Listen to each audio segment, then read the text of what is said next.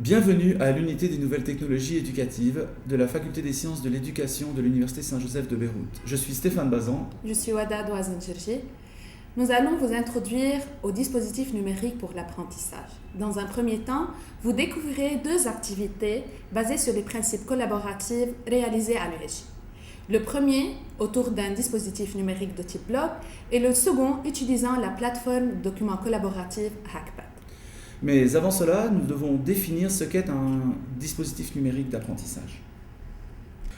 Un dispositif numérique d'apprentissage, que l'on appelle plus généralement un dispositif e-learning, permet de combiner des activités d'apprentissage ou d'accompagnement et des outils informatiques.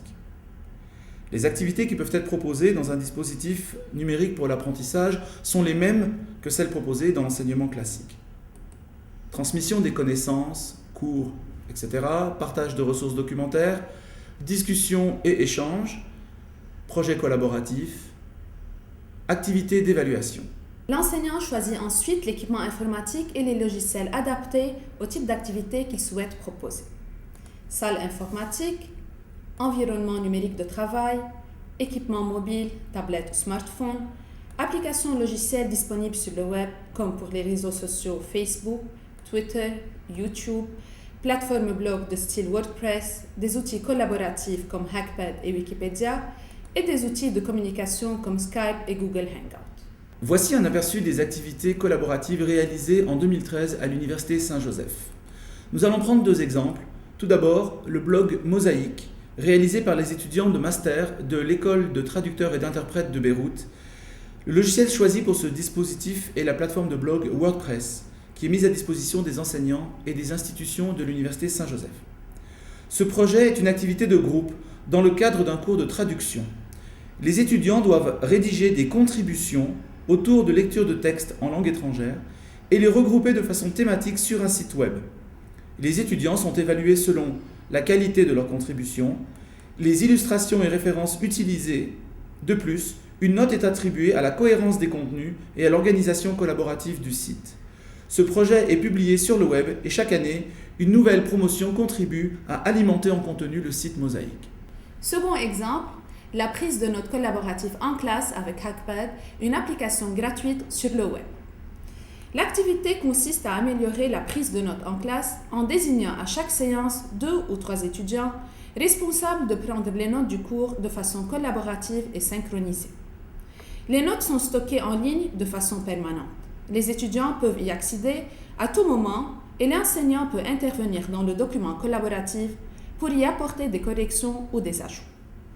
Le support de cours ainsi créé reflète précisément le contenu du cours en classe et garantit une meilleure validité des notes prises en vue des révisions. Les principes sous-jacents à ces activités peuvent être illustrés facilement par deux images. Cette première image montre que la technologie n'est pas une finalité en soi, mais qu'elle introduit de vrais changements dans la pratique pédagogique et demande de repenser à la fois les objectifs, le contenu et la méthodologie suivie par l'activité que l'on souhaite mettre en place. Ce second schéma montre la différence entre un dispositif e-learning 1.0 qui ne prévoyait pas ou peu d'interactivité et l'organisation d'un dispositif e-learning 2.0 qui lui est interactif, participatif et place l'étudiant au centre de l'activité.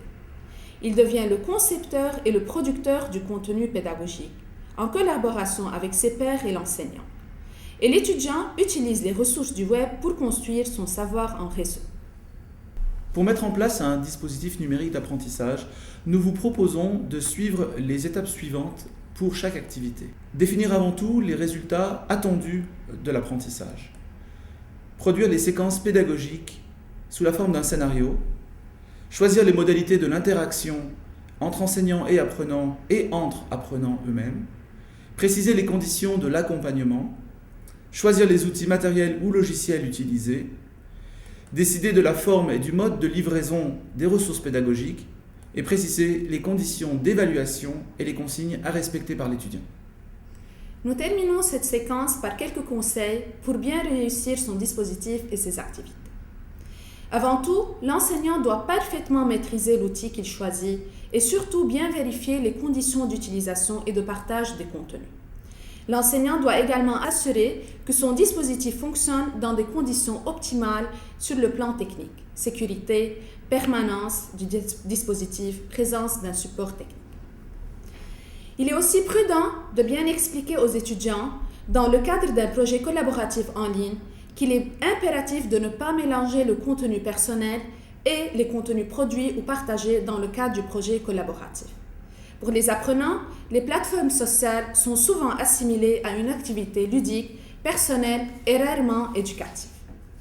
Finalement, l'enseignant qui choisit de lancer un projet ou une activité collaborative doit être extrêmement vigilant sur la nature de l'interaction proposée aux participants et veiller à ce que les participants postent, partagent ou commentent. Nous vous remercions pour votre attention et vous pourrez retrouver toutes les informations sur ces pratiques sur notre site internet, notre page Facebook et notre compte Twitter. À bientôt. Bye.